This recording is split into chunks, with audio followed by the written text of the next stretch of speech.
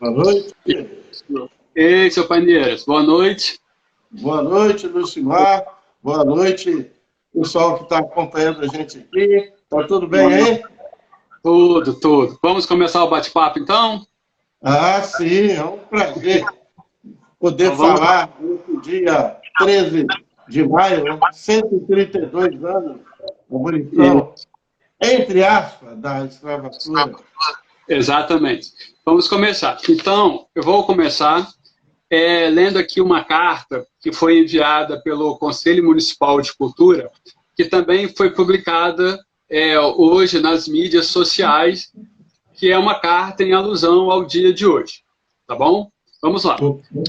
Hoje, 13 de maio de 2020, em especial as comunidades quilombolas e culturas tradicionais da matriz africana, celebram o Raiar da Liberdade. A Lei número 3.353, de 13 de maio de 1888, que concebeu a liberdade a todos os escravos, em torno de 700 mil que ainda existiam no Brasil nessas condições naquela época. É fato que a assinatura de um documento, simplesmente, não tornou a vida de tantos homens e mulheres mais fácil ou digna.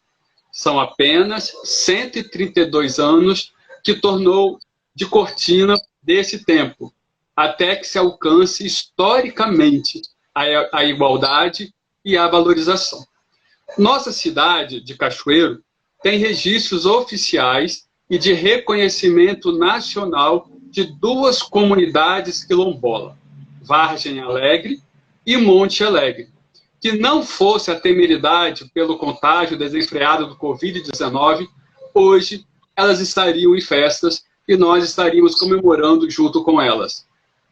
Nosso município, desde 2002, trabalha legislação própria, mecanismos que visam garantir a sobrevivência das tradições, através do reconhecimento dos mestres da cultura popular, como patrimônio histórico e cultural vivo de Cachoeiro do Mirim, que é a Lei Mestre João Inácio.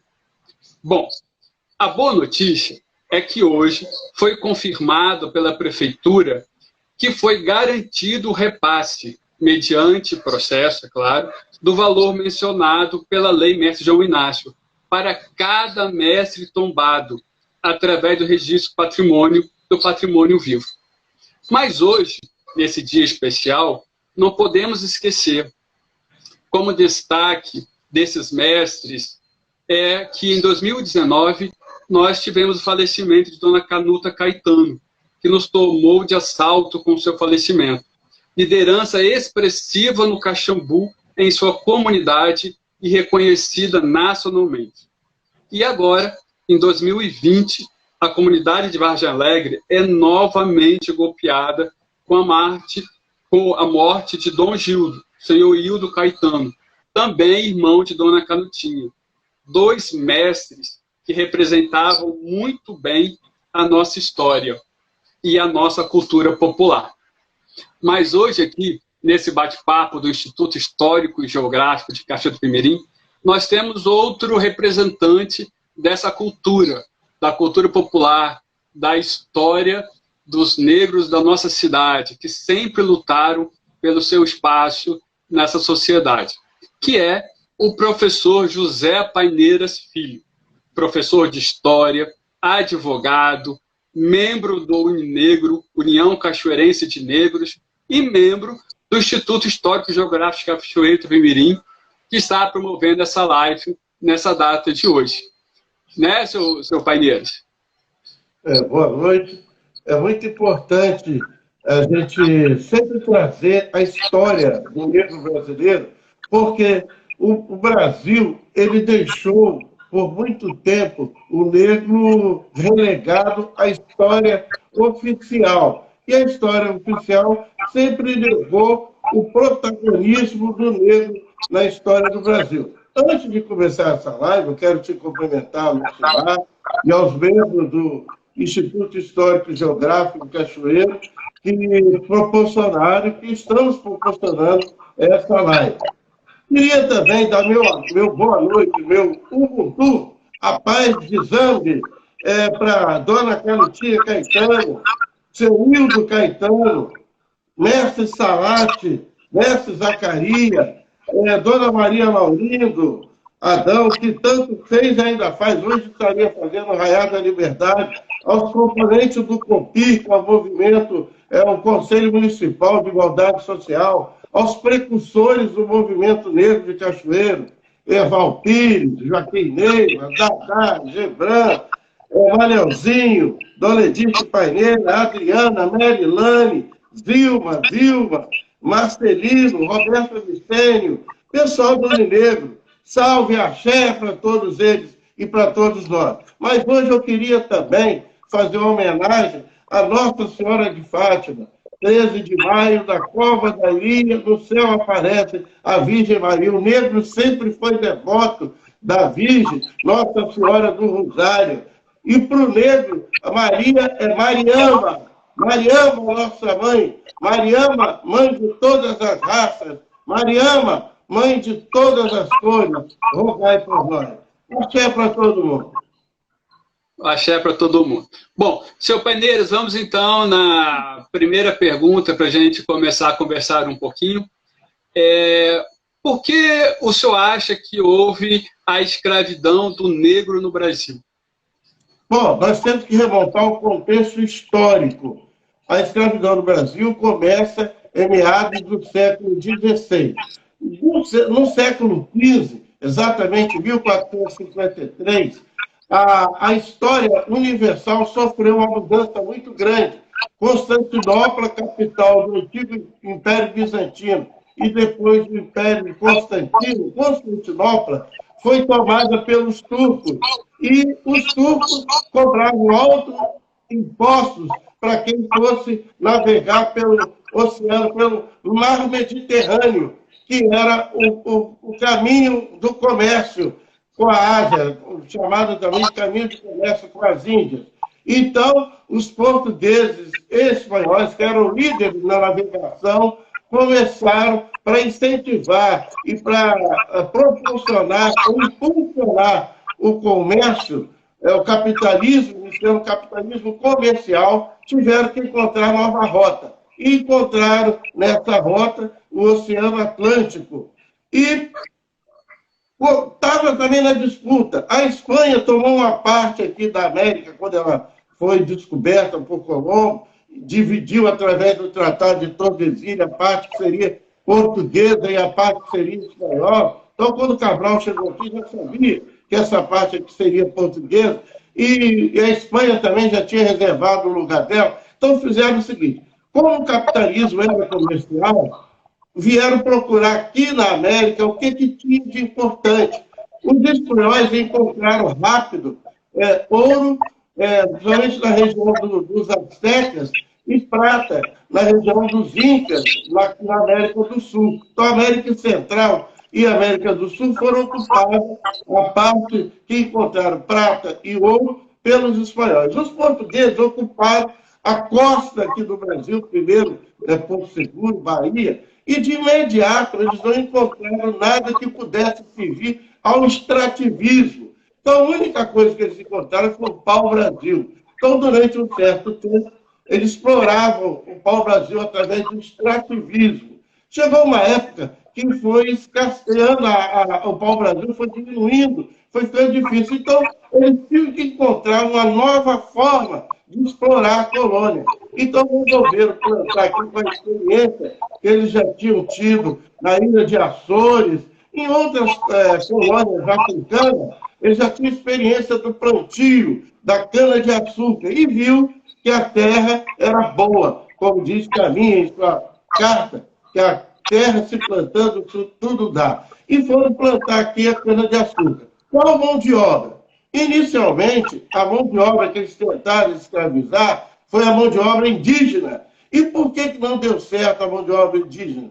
Foi algumas variantes. A primeira é porque isso aqui era mato, isso aqui tudo era terra do índio. Então o índio sabia para onde se esconder, para onde correr. Eles tinham que, para pegar, capturar o índio, era muito mais difícil. O outro tipo também de vida, né? O costume, o habitat do índio, não era aquele costume de ficar preso. O índio usava mais a caça, a pesca. O índio era um pouco nômade. Então, era difícil você tornar o índio fixo à terra. E, além do mais, e o principal motivo é que o comércio chamado triangular. A viagem tinha que dar... Então, eles saíam do navio de Portugal, Europa, né? Passava pela África, capturavam o escravo, ou escravos que eram já capturados por guerras internas, vendiam os escravos aqui na América, especialmente no Brasil. Depois aqui carregavam o navio de cana-de-açúcar ou do próprio açúcar já fabricado nos engenhos e levava para a Europa. Então, ó, saía da Europa com mercadorias, vendia na África, juntava escravos, trazia, vendia aqui no Brasil e depois aqui no Brasil levava a mercadoria que era cana-de-açúcar para a Europa. Então, o comércio era mais importante, dava muito dinheiro. O açúcar era muito valorizado na época. Botando no vídeo hoje, era uma commodity. Era um produto muito importante para a exportação de Portugal. Então, ele viu no comércio de escravo essa exportação. Muita gente, muito historiador, muita gente boba, fala que o índio não aceitava o trabalho, que o índio revoltava contra o trabalho de escravo e que o negro era dócil, que o negro aceitava ser escravo. Conversa fiada. Ninguém aceita ser escravo. O problema é que eles traziam os escravos e mais. Os escravos eram trazidos em navios negreiros, chamados também de tombeiro, de tantas pessoas que morriam na travessia, naqueles navios infectos, e, enfim, uma viagem que Castro Alves narrou muito bem no seu livro Navio Negreiro, que ele fala, é um sonho dantesco tombadilho, que das luzernas é vermelho brilho em sangue a se banhar, tinis de ferro, estalar de açoite, legiões de homens negros como a noite, horrendos a dançar. Então, ele conta um pouco dessa tragédia da travessia do Atlântico. E pior, Lucimar, e quem está nos assistindo, os escravos aqui, eles não deixavam as famílias próximas que trouxessem a sua minha família. Aí vendia um membro da família para a região de Salvador, na Bahia. Vendia outro para Pernambuco, vendia outro para Rio de Janeiro, outro para Espírito Santo. Não deixavam os parentes, não deixavam as comunidades próximas. Eles até aproximavam as comunidades rivais. Para quê? Para que um rivalizasse com o outro. Quando alguém tentava montar um quilombo, algum tipo de fuga, o outro entregava. Daí que vem a herança de o negro não gosta de negro. Mas o branco também lá na Europa brigavam também entre eles. Então, começa a sair essa história dessa saga do negro aqui no Brasil. É isso aí. Bom, agradecer aí a participação do Danilo, da Márcia Levi, que são membros do Instituto junto com a gente na live, aí do Zé Carlos, dos outros colegas que estão aí participando com a gente. Paineiras, na sua opinião, houve algum legado da escravidão para os negros? Se houve, o senhor acha que legado seria esse? Bom, tem um legado cultural, né? A inteligência do negro que trouxe. Tem um autor chileno, né, Pablo Neruda, que fala que negro do continente, no novo mundo, radicado, sabe o que vai faltar? Se negro não respira nos tambores, se negro não sonha na guitarra. Então ele fala que o negro trouxe o som, trouxe o ritmo. Esse é o legado. Mas não é só isso. Nós sabemos que a história, a construção da economia brasileira, seja no ciclo da cana-de-açúcar, seja no ciclo do algodão, seja no ciclo de ouro nas Minas Gerais, seja no ciclo do café, e até hoje, nas fábricas operárias, é o braço escravo, é o braço do negro que alavanca a economia do Brasil. Alavanca no trabalho, mas não tem a recompensa. Mas o pior dos legados, o pior, para mim, a pior coisa que a escravidão fez, não foram as chibatas, não foram os anjinhos, que era aquele sistema de prender a boca, não foram as garras, não foram os grilhões, os açoites. Para mim, a pior coisa, Lucimar, que fizeram com escravos foi tirar a sua identidade. Por exemplo, você, qual é o seu nome? Seu sobrenome. Eu estou te perguntando, qual é o seu sobrenome? Lucimar Barros Costa. Sim, se você quiser saber sua origem, você é capaz de dizer de onde que você veio, seus antepassados, talvez você saiba, ou de Portugal, ou da Espanha, ou da Itália. Os italianos, que foram os imigrantes que vieram substituir a mão de obra dos escravos, os alemães, sabem, e inclusive conseguem a cidadania deles lá. O que fizeram? Tiraram as pessoas que tinham nome nativo, nomes bonitos, e colocaram nomes português. Então, olha, chamava, vou citar o nome aqui, Amaiá. Aí botavam, não, seu nome é José. Quinda Angô, não, seu nome é Maria. E assim ia, Cabinda Quitô, não, seu nome é Tereza. E depois colocavam o sobrenome português.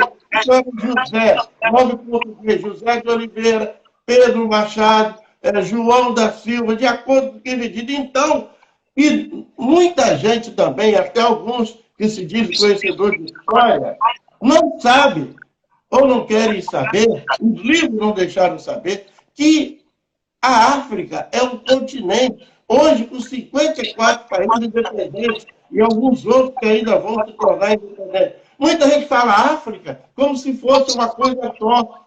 Tanto faz lá no Egito, quanto faz na Tunísia, ou tanto faz em Angola, ou Moçambique, enfim, na África do Sul, no Zâmbia, no Congo, a pessoa, na Guiné, a pessoa acha que a África é africana. Não, não, não. A África é um continente. Então, se eu quiser saber, se eu vim da costa do Benin, se eu vim de Moçambique, ou se eu vim de Angola, como eu vou saber? Meu nome é José Paineira. Se eu for procurar lá, de onde veio José Paineira? De onde veio Pedro Machado? Então, para mim, a covardia que fizeram com os índios, primeiro, a maior foi essa. E a segunda maior covardia foi na hora que os imigrantes chegaram, os imigrantes italianos, que eu sei que a viagem dos imigrantes foi penosa, não foi nada fácil, mas eles receberam terras devolutas, terras que pertenciam ao governo, e aí as comunidades italianas têm as suas propriedades, principalmente nas terras montanhosas, já que os portugueses preferiram ficar com a beira de praia, com o litoral, usando a escrava, a negra, saída da senzala, utilizando-as como cama, como babá. E os negros foram para a periferia, os homens esperavam rios para descarregar.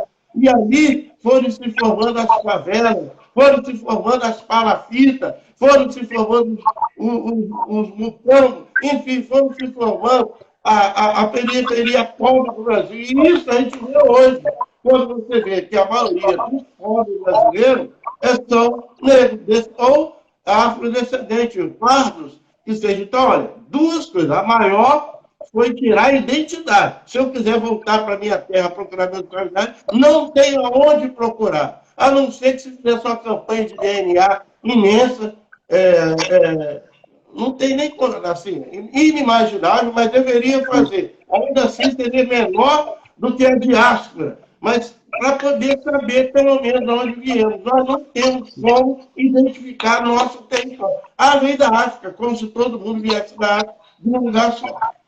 É como se toda a África fosse uma coisa só, né? Uma coisa só. Não é, né? Temos aí também a participação da Valquíria, que é a coordenadora da Lei Menção Inácio, que a gente falou lá no início da nossa live. Obrigado pela participação, Valquíria. E mudando a nossa conversa, senhor Paineira, hoje completam-se 132 anos da abolição da escravatura no Brasil. O que o senhor acha que mudou no Brasil durante esses 132 anos? Olha, muito pouco. Em relação ao mesmo que você quer saber. Muito pouco. E esse pouco foi à custa do esforço e da dedicação do povo. Nunca ganhamos nada de graça. Hoje, quando você fala, os imigrantes brancos, somente alemães, italianos, até os asiáticos, os japoneses, descendentes chineses que vieram para cá, chegaram a ganhar algum pedaço de terra. Os árabes, os negros não ganharam nada, nem ferramenta para trabalhar, já foi dito.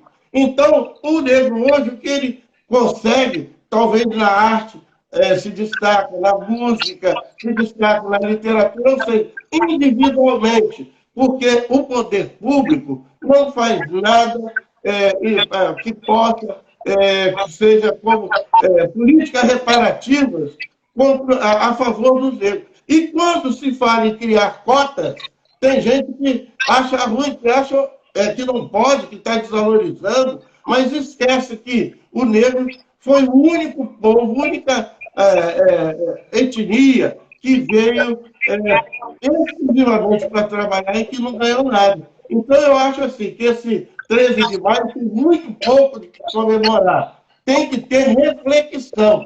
E aí eu falo a importância do CONPI, aí eu falo a importância do movimento de consciência negra, que parece que não, mas ele existe. Se você olhar na internet, você vai ver como tem trabalho, literatura. Nós estamos numa situação que, se não houver uma possibilidade, uma política realmente de ajudar os mais pobres, e aí estão os negros, da possibilidade, oportunidade de estudar, mas estudar em escolas de qualidade, ou então fazer um sistema de cota reparativa até um certo ponto, para dar um equilíbrio e depois trabalhar em cima de qualidade de ensino.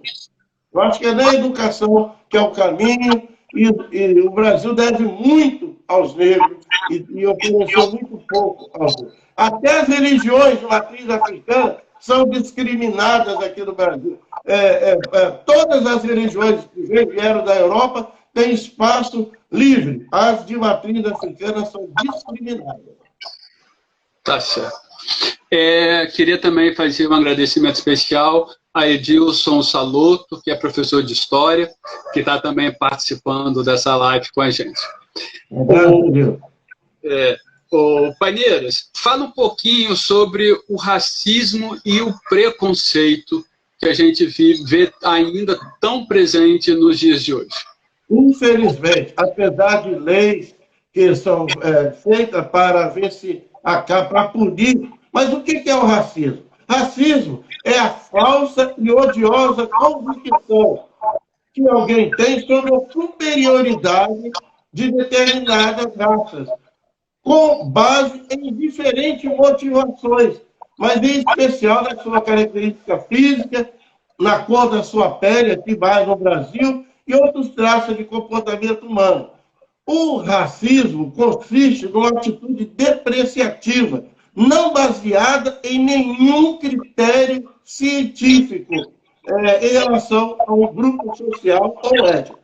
Já diferente, o preconceito é um juízo prévio, é um juízo preconcebido, é manifestado geralmente na forma de uma atitude discriminatória perante pessoas, culturas e lugares. Você olha uma pessoa ali na rua, só porque ela é negra, você olha e já tem um preconceito. Não vou passar ali não, que ali tem negro. Se eu entro dentro de um ônibus, aí tem um negro sentado na poltrona, eu não vou sentar, ou eu vou sentar, mas vou olhar para o outro lado, porque eu penso, eu já tenho um preconceito. A polícia, às vezes, na hora de dar uma blitz, nem todo, não estou falando todo, mas alguns policiais ainda têm esse preconceito. Aquele lá é negro, aquele lá é perigoso. Então, esse preconceito. Se eu falar agora, Lucimar, você vai lá, deixa eu pegar aqui. Você vai em Porto Alegre agora falar com o secretário de Educação. E você não conhece, você coloca no seu subconsciente que você vai falar com a pessoa branca ou você vai falar com a pessoa negra. Se eu te falar assim, você vai falar com o diretor daquela faculdade, da universidade, mas você não conhece, nunca viu a foto. Você coloca no seu subconsciente qual imagem que você coloca. Então é isso aí que é o preconceito. O preconceito sobre o negro é esse. Você vê, não sabe quem é. E tem mais. Esse preconceito, ele vem desaguar, sabe o quê? Na hora dos cargos públicos.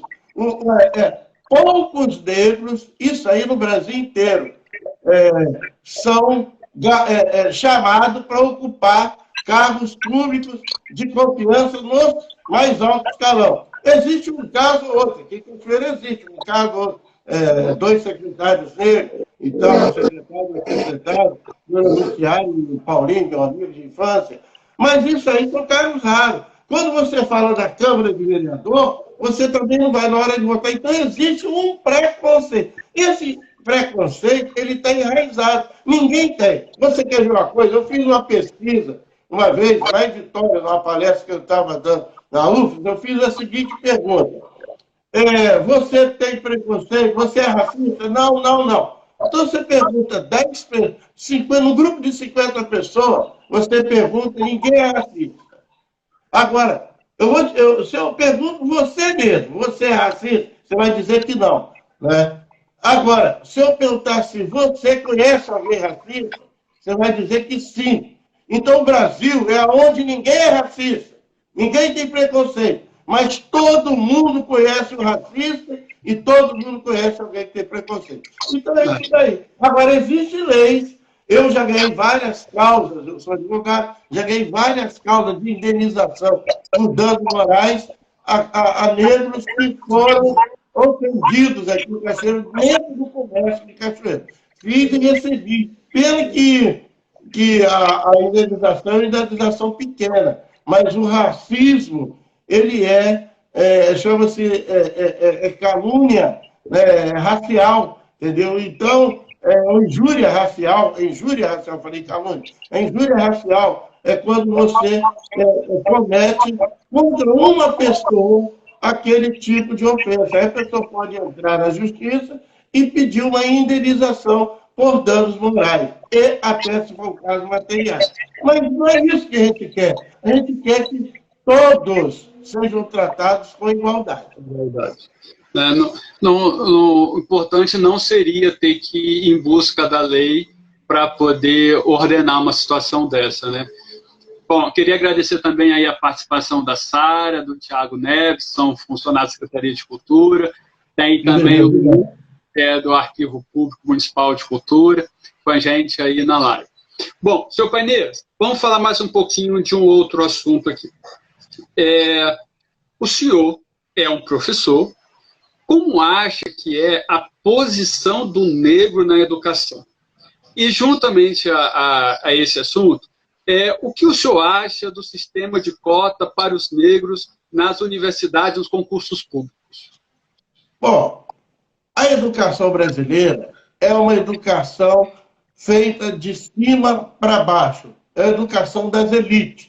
O Brasil sempre entregou pronto os livros didáticos. Nunca se chamou o senhor da história, ou seja, quem constrói a história da base para opinar sobre os livros.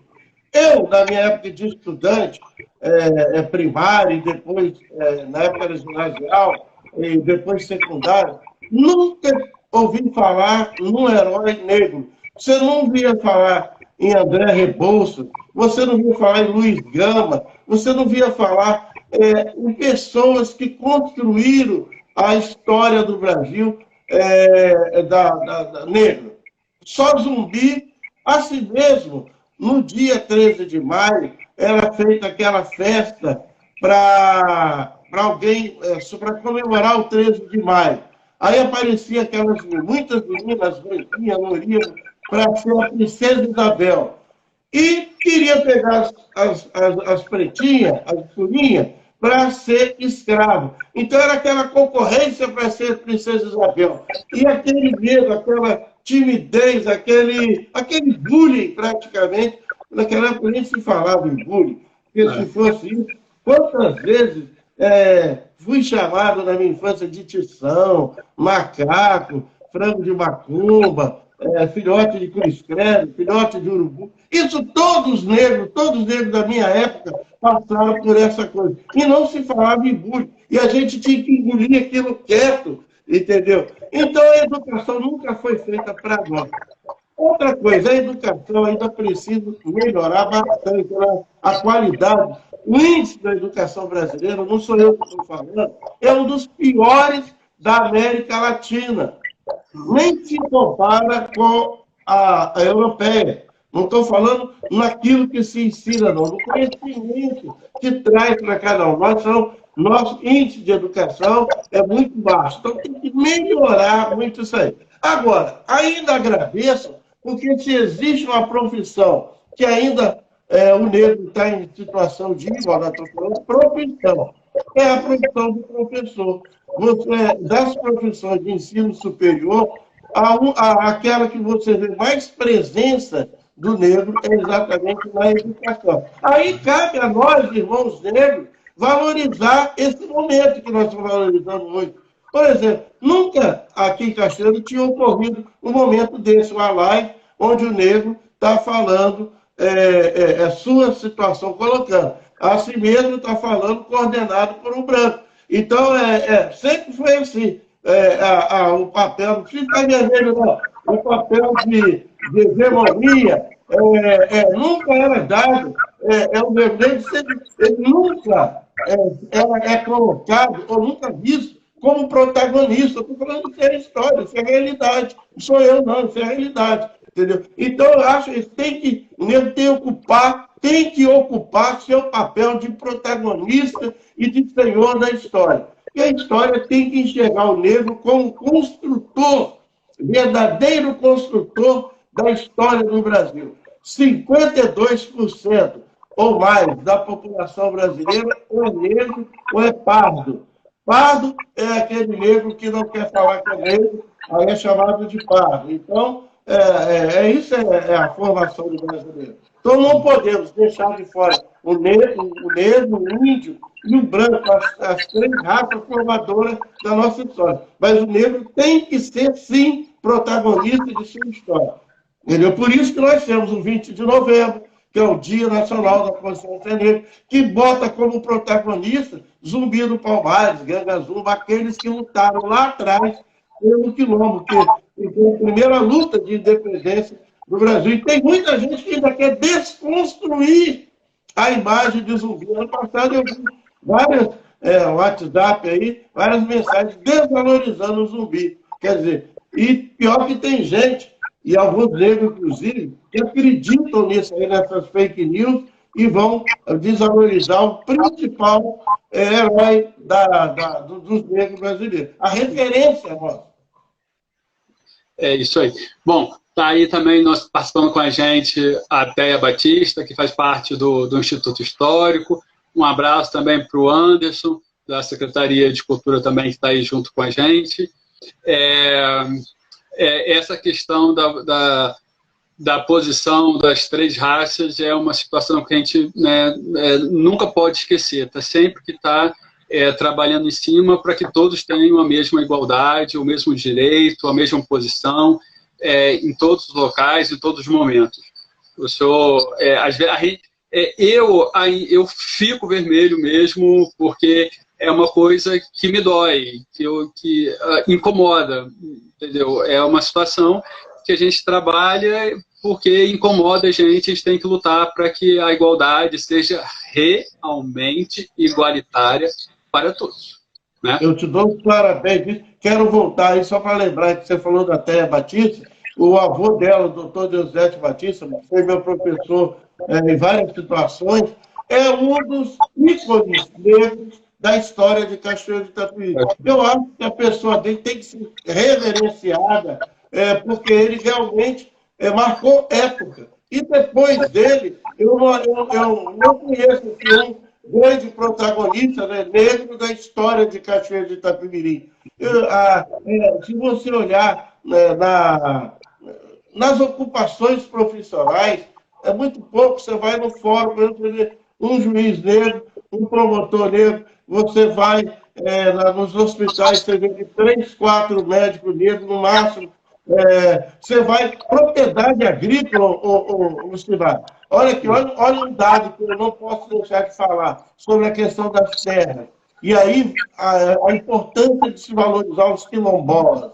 Né? Monte Alegre, você citou, Vargem Alegre. O Espírito Santo tem mais ou menos 100 comunidades quilombolas, principalmente no norte do estado. Um abraço para o Arilson, o pessoal lá de Monte Alegre, que trabalha na comunidade quilombola, na CREC. E também aqui na Graúna, tem uma comunidade importante, o presidente Kennedy, Capimbia, Boa Esperança, mas a maioria das comunidades quilombolas do Espírito Santo fica na região norte. Santa Leopoldina tem, mas aí vai de São Mateus.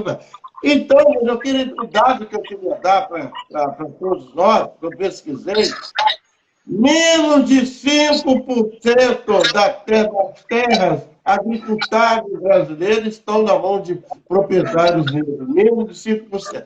Os índios, merecidamente, têm 3 vezes mais terra do que os negros. Os índios, merecidamente. Agora você bota 5% dos negros, 15% dos índios, das terras agricultáveis. Aqui estão os desenvolvimentos agricultáveis e também das reservas. Né? 85% estão na mão de brancos e na mão de estrangeiros.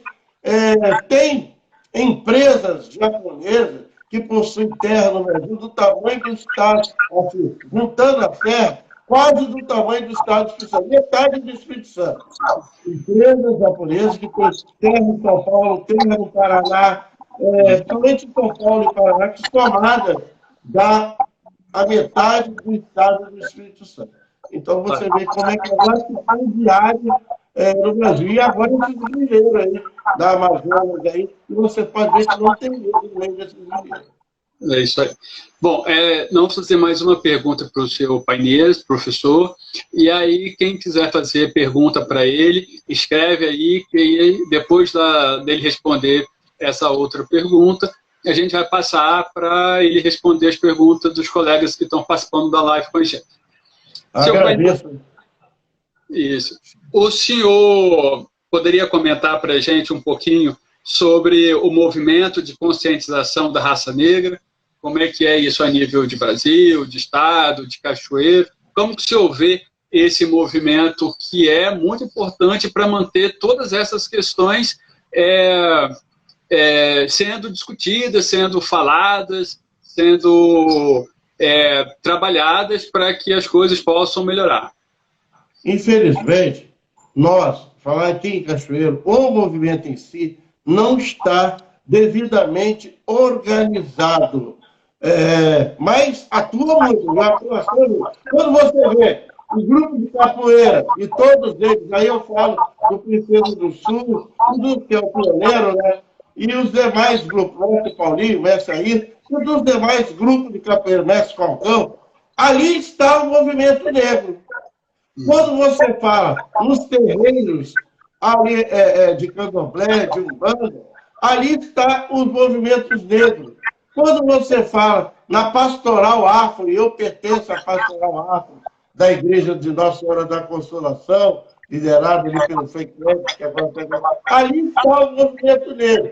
Quando você fala no COPI, que é o Conselho Municipal de Igualdade Racial, também está o movimento negro. Então, o negro é o seguinte, quando você fala no grupo do folclore, igual você falou aqui da lei, enfim, quando você olha ali, você vê o movimento negro. O que está faltando, eu penso, no movimento negro, é uma reorganização. Ele já foi mais organizado na década de 90, até o início, até 2005, 2010, ele tinha uma organização que reunia no Centro Operário, reunia na minha casa, mas depois ele parou um pouco. Existe ainda o mineiro, mas eu acho que nós precisamos nos organizar mais para reivindicar mais.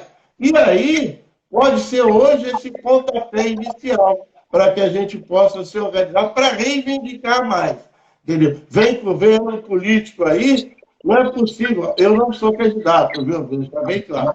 Mas não é possível que nós não tenhamos na nossa Câmara de Vereadores, só tem o Rodrigo Santos, que é o nosso representante negro.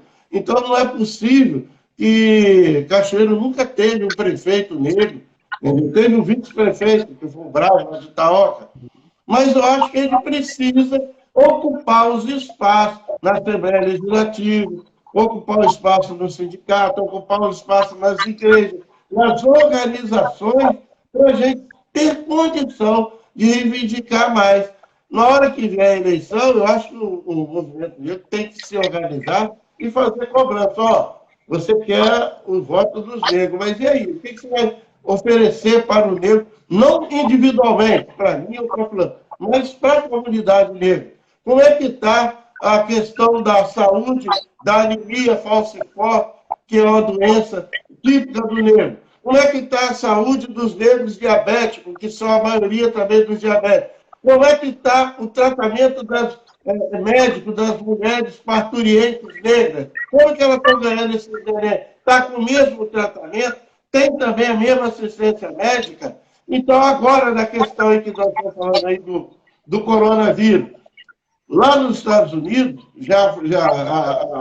a imprensa está mostrando que mais da metade, embora a população lá seja em torno de 15% a 20% negra, mais da metade dos que estão adquirindo esse coronavírus são negros. Aqui no Brasil ainda não chegou, mas está chegando na periferia.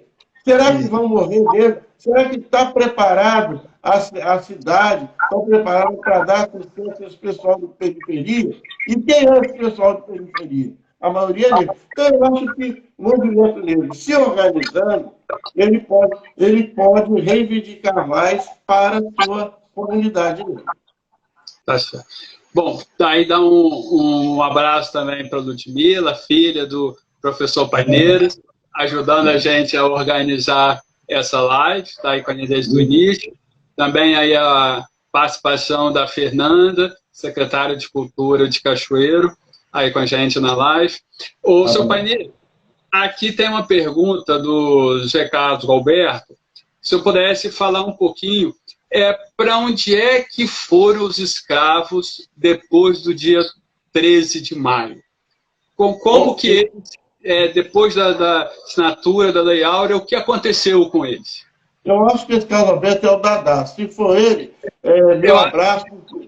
Ele é um guerreiro, é um dos que luta, escreve muito bem crônica. Aliás, ganhou na primeira semana bienal de Cachoeiro, lá atrás, ele que ganhou o concurso. A primeira a ganhar concurso aqui foi ele. Dadá é uma pessoa que é muito culta e bacana e é militante do movimento. Dadá, você sabe muito bem que o pior dia para o negro foi o dia 14 de maio de 1888. É o pior dia da história. Ele estava fora da senzala, fora da propriedade agrícola, sem uma pá, sem uma enxada, sem uma foice, sem um palmo de terra. Aí eu vou para onde? Muitos negros pediram a esses imigrantes, ou pediram aos senhores de terra, que readmitissem, que recolocassem ele ali, para ele comer aquela ração, aquela comida que era dada na senzala, que ele não tinha nada. Muitas mulheres negras foram trabalhar de ama de leite. Muitos de nós nos alimentamos brancos, entendeu? Inclusive tem aquela música que fala enquanto a chibata batia, Dorival Caymmi batia seu amor, mãe preta embalava o filho branco do Senhor. Por quê? Porque quantas mães de leite que estavam, as mulheres, as madames brancas, que não queriam amamentar, as crianças tinham que sugar aquele leite, tinham que amamentar daquele leite das negras. Quantas mães negras não puderam amamentar seus filhos porque tinham que amamentar o filho branco do Senhor? E os homens negros foram ficar na periferia, ao Deus dará, esperando uma hora que tinha um serviço, o chamado biscate. E até hoje isso existe. Tem lugares aí no interior, principalmente no Pará, no Mato Grosso, aqui no Espírito Santo também, que muitos ainda são escravos. Então, eu acho que uma das covardias que fica, a pior já disse que foi tirar nossa identidade. E outra também foi essa, de não dar terra. O Brasil ainda tem muita terra disponível, muita terra, e os negros não têm terra nenhuma. Como eu disse, menos de 5%, embora a população negra e parda seja 52% ou mais da população, nós, negros e pardos, temos, somos proprietários de menos de 5% das terras brasileiras. Então, é um negócio terrível, entendeu? Então, eu acho que esse 14 de maio, ele foi muito cruel para o negro. E deixou o negro sem oportunidade. Aí o que acontece hoje nas universidades? Você até citou aquele negócio de cota. O rico, e a maioria rica é branca, estuda em escola particular, paga professor de cursinho, paga professor de particular para reforço escolar, depois sai vestibular na universidade pública. Faz da USP, ou da UERJ, ou da UF. Aí me diz aqui, aquele pretinho, ou aquela pretinha, que aos 10 anos, eu comecei a trabalhar com 10 anos, na prefeitura eu sou empregado mais jovem que eu, com 13 anos, eu era empregado do jornal Momento da prefeitura. Mas antes disso eu fui vendedor de pastel na rua, engraxate, vendedor de verdura, isso com 10 anos de idade. E aí eu tinha que arranjar aquele tempinho para estudar, pegando caderno emprestado, livro emprestado, entendeu? Lápis emprestado, cotoco de lápis. Aí eu pergunto, aí eu vou, o café da manhã era aquele café aguado, a gente chamava na época de água de batata, e meio pão, quando tinha, uma broa, quando tinha, um pedaço de angu, quando tinha, e aguardar a hora da merenda lá no colégio. Na hora da merenda a gente saía 1.000 por hora para tomar aquele leite em pó, aguado também, que era distribuído, ou aquele mingau de fubá, que era ali servido. Muitos desistiram. A grande maioria dos negros e negras não conclui o ensino médio, porque tem que trabalhar, e trabalhar nos piores serviços.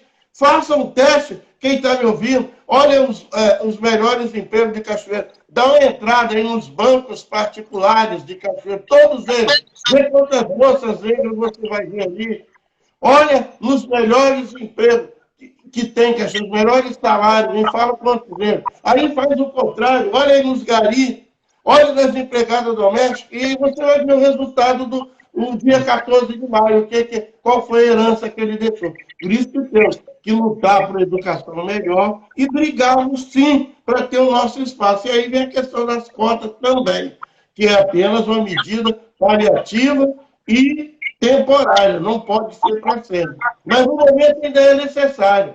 Muita gente é contra. Mas quem não viveu, quem não sentiu. Eu não senti dessa forma, mas eu senti de outra forma muito penosa, que foi com trabalho ali, com faculdade. Eu e minhas irmãs, eu estou com a irmã internada lá no Rio de Janeiro, com coronavírus, no hospital da Tijuca, que com 10 anos ela era empregada doméstica. No dia da formatura dela, de normalista do liceu, ela não pôde ir porque ela tinha que tomar conta, ela era babá, com 16 anos, e tinha que tomar conta da filha da patroa, para a patroa ir no baile. Então é assim a história. Senhor Paineiras, pegando aqui uma coisa que o senhor comentou, da questão um pouco da falta de conscientização no movimento da raça negra, o senhor acha que... Não é conscientização, peraí. Eu disse organização. Conscientização, os negros são conscientes. Falta organizar institucionalmente, entendeu?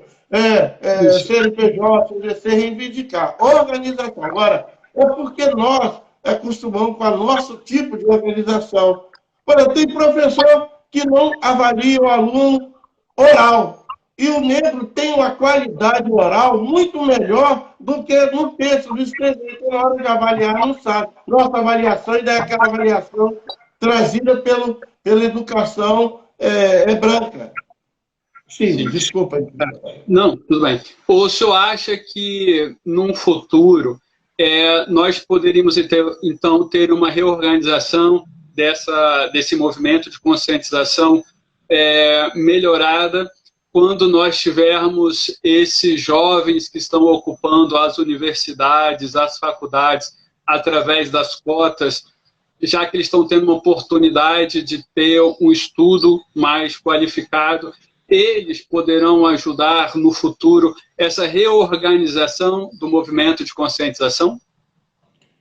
Aí precisa-se de implantar, de colocar dentro das universidades essa consciência. Entendeu? Se você pega a Central Única da Favela Cupa, no Rio de Janeiro, que também se espalhou de São Paulo, eles vêm se organizando, ainda falta a distância. Foram 350 anos de escravidão, de massivamente. Então, na Constituição Nova de 88 para cá, e principalmente, sem fazer propaganda de governo, nos últimos 15 anos, foi que nós conseguimos dar um carro legal com a lei que obriga o ensino da história do negro, com alguns sistemas de cota, com as construções de casas populares. Então, o negro foi deixado de lado durante muito tempo. Então, agora, para reconstruir isso aí, vai demorar. Só daqui, talvez, uns 50, 100 anos, porque o massacre foi justamente. Eles diziam que o negro tinha que purgar. Logo após a abolição, houve tentativa de mandar de volta o negro para a África sem destino.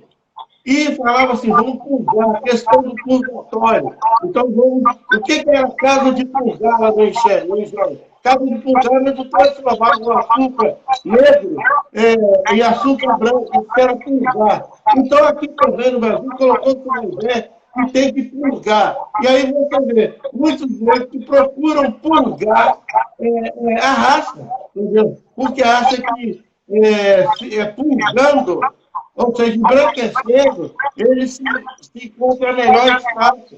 E não é mentira também, não, viu? Dói eu falar isso, eu fico às vezes com vergonha de falar isso, mas é verdade, sim, ele olha e diz, caramba, se eu continuar mesmo, meus filhos, minha filha vão ter dificuldade. Então, há um ponto da cola. E esse é um grande problema que a gente tem que haja uma forma de combater. Tá certo. Bom, nós estamos chegando aqui nos últimos minutos da nossa live, nesse bate-papo histórico. Vou fazer as minhas considerações finais, aí passo para o senhor fazer as suas considerações finais, e aí o live vai cair, porque vai dar os 60 minutos do nosso bate-papo. Agradeço a participação de todos nessa live de hoje.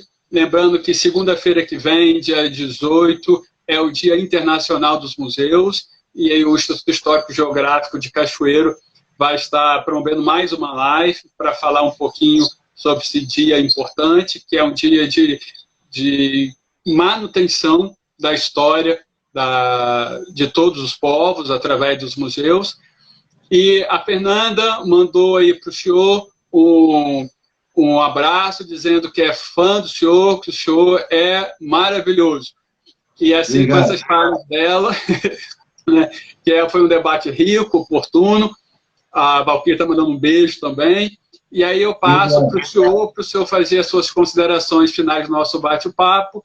E se por acaso, no meio da fala do senhor, cair, é porque o Instagram esgotou o nosso tempo. Tá bom, seu painelista? Está com o senhor. A Márcia Levi também está falando que amando ouvir o senhor contar as histórias. A Teia Batista também falando muito bom, obrigado por tudo. E agora eu passo para o senhor as palavras finais. Meus agradecimentos a Teia, Márcia Levi, Fernanda, Aldadá, Valquíria e todos os demais que pertencem ao Instituto Histórico e Geográfico e também ao Unineiro e ao Futuro. Eu termino dizendo o seguinte: engana-se quem pensa que a luta acabou. Os ideais de Zumbi permanecem mais vivos do que nunca. Axé, viva a consciência negra, viva Nossa Senhora de Fátima. E o negro gosta muito de festa, gosta de falar. Então eu vou terminar, a hora que a live cair, vai cair cantando. Ô, mamãe, ajuda eu, mamãe. Embala eu, mamãe. Tem dó de mim, Nossa Senhora Mariama. Ei, mamãe, ajuda eu, mamãe. Embala eu, mamãe. Tem dó de mim. É o canto africano. Ô, mamãe, embala eu, mamãe. Ajuda eu, mamãe. Tem dó de mim, mamãe. Axé, salve nossos ancestrais. Muito obrigado.